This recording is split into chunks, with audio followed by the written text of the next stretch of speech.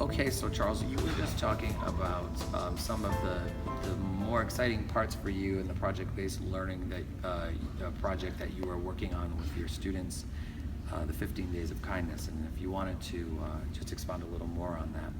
Sure. So I'm trying to get the word out about the benefits of project-based learning. And it's a long story and a long road to get here. I've been teaching for 15 years. But to sort of begin with, like, I consider myself the luckiest human being on the planet Earth because I love teaching. I love the kids. I learn so much every day from the questions that they ask.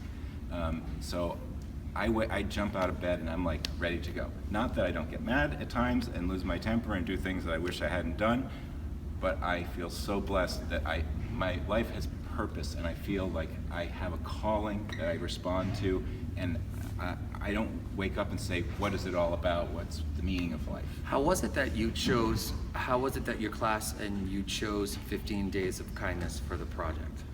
So part of project-based learning is giving the students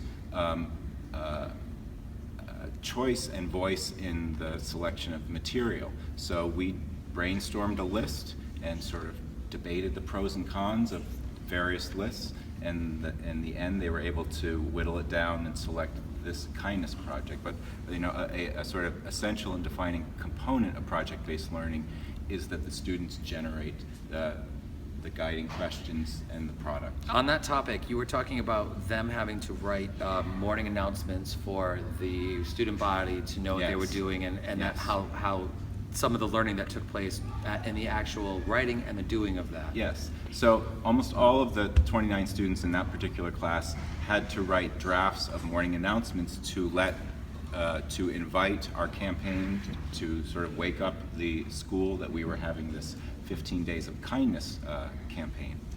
And it was really interesting because the first two kids that went, the rest of the class the next day said, oh, guys, you were so stilted, you were so monotone, you sounded uncomfortable, there was too much reverb, where did you do the audio in a hallway?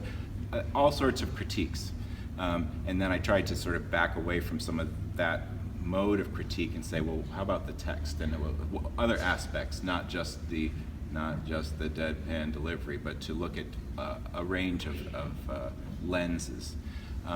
And the people that were the most critical, I said, you can do it tomorrow. You'll do the announcements tomorrow. So you can start writing tomorrow's announcement right now. We'll sort of critique it, we'll review it, we'll polish it up a bit, and then you can do it tomorrow. So then the next day, that small group of 2 to 4 students does it, and they say, we needed like 50 takes. It was really hard. It was really hard, and some of them were pre-recorded, so they got to hear their own voice on the announcements, and it was a very unfamiliar experience. What's interesting about what I'm hearing you say is that you're working on a project about kindness, and then the kids who are actually working on the project are being critical, having a critical spirit about what other kids are doing, and then having to go through the process themselves and realize it's easy to be critical from the armchair, and then in the doing of it or in the being of that person, you come to a greater and a deeper understanding of being in someone else's shoes. So it's layers. It's really layered upon layered upon layered learning right there. And if we are developing capacities for empathy in our students, then my life is sort of going in the right direction. That's really cool. You talked about something else earlier. You were saying that the students had to generate a survey that they were going to canvass the student body with, and that they were going to maybe have it be a website that someone would click on and take the survey, and you had to sort of guide there. What was the whole deal with that? So the students had to generate a survey to establish a baseline of the student body's experience with kindness or lack of kindness in their school day. So initially the survey group came up with a list of 50 questions and just said, well, we will just tell people to go to this link on the website and take these 50 questions. And I said, guys, nobody's going to go to the link and take a 50-question survey. So we went over it, revised it. It got down to maybe 8 to 12 questions. And then so we're sort of rapid prototyping. So I had divided the class in half, had half act as representatives giving the survey, half as prospective participants. Here in Nathan Bishop Middle School, and it's a 14-day program. He's going to give you a little more information about that. Charles, would you like to come on?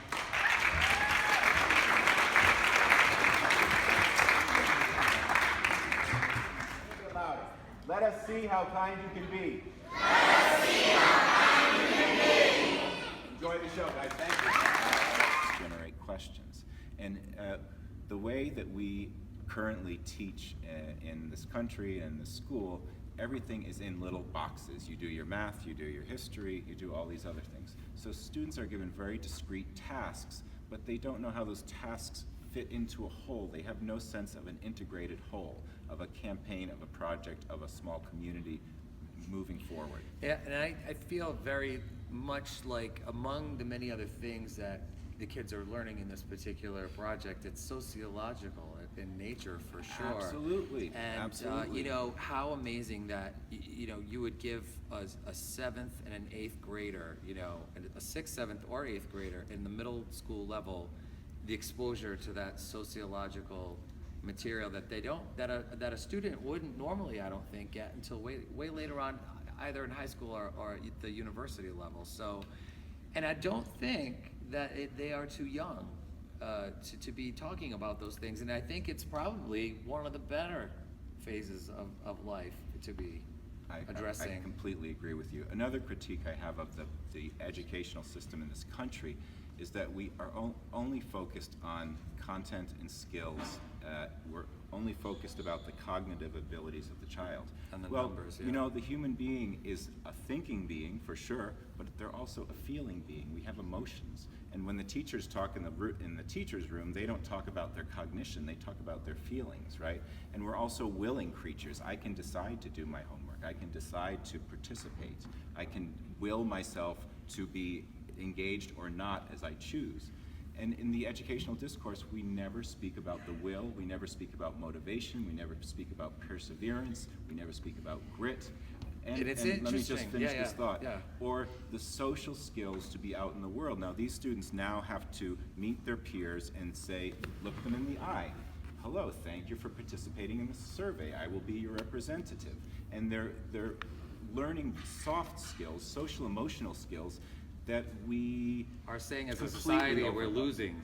We're even saying that these kids are losing them because of the technology that they're using on a daily basis. But what are we doing in the educational process? And the truth is, if you develop the social emotional capacities, the cognition follows. It's amazing. The other aspect that drives me is that when I do my work, it's out of love and curiosity and wanting to be a sort of a better person. And it makes me really sad when students are doing work for grades, for approval, for avoiding punishment. The joy of learning that I hope to make contagious has to come from we're trying to develop habits of mind. And what I was going to just add before is you said we don't really necessarily look at the will and the motivation when we get into the trenches of the classroom and the school environment. Have you ever been to a teacher development that focused on the will? Well, or the first thing I can say that I remember about talking about extrinsic and intrinsic motivation in students is when you actually go do your coursework for getting your certification to teach, and that's it, and then it ends there, and then we get into the classroom, and then you're the first person in all of the more than a decade I've been teaching that I've heard bring it back up again in the field. Well, one unspoken elephant in the room is the true relation to teaching is that the student has to say, why should I care about this person? Right. Why Absolutely. should I even care about the teacher? And at the educational discourse, we never talk about that question, but that's the biggest question that there is. Why should I care? How many times a day, and even this morning, hearing someone looking at me saying, I really don't care, and they really don't. How do you get someone who's telling you they don't care to buy into these values? Well, you let them select the project, the method of demonstrating their mastery of the standard, and once you demonstrate habits of learning and curiosity and a sense of wonder and awe and gratitude for the world, it grows expansively. The more I learn, the more I want to learn. Right. So it's sort of like planting a seed that will just sort of flower and allow the person to have a meaningful and productive lives. Final thoughts. Oh, boy. Project-based learning, right now we're in those little boxes of math, history. It's a huge challenge in 55 minutes a day to give students that wide open space to grapple. It can be messy at times. Sometimes kids who are supposed to be researching are on their Chromebooks looking at fights or something on YouTube, you know. So there can be, it's not perfect. It's not a panacea. It's not a silver bullet, but it addresses the huge things that we're overlooking that are essential to having successful students. It definitely seems like a more holistic approach to doing it, for sure. And we're not a country that thinks of the whole picture. I mean, look at global warming, for example, or immigration. We always think about what's my grade. You know, instead of what's my grade, it's like, well, who in this room is not learning, and how can I bring everyone along? Everyone should come along. I mean, the greatest joy in life really is doing something meaningful for somebody else, and that's not something I really teach, but I believe that the greatest joy that I can have is when I help someone in a meaningful way. It's like, wow, you just, you know, you used your life force for something that made it better for other people. It's why I'm here. Nice talking with you. Nice to talk to you. We've been talking to Charles Hyson, who is doing a project-based learning project with the students here at Nathan Bishop Middle School in Providence, Rhode Island. Thank you very much. And I have to say, let us see how kind you can be. Let us see how kind you can be. Nice to be with you. Nice to be with you.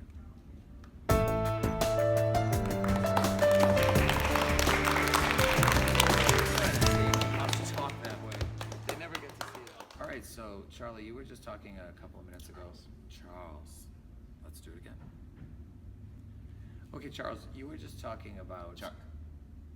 He's Sorry. totally messing with me. We Charles, have outtakes now.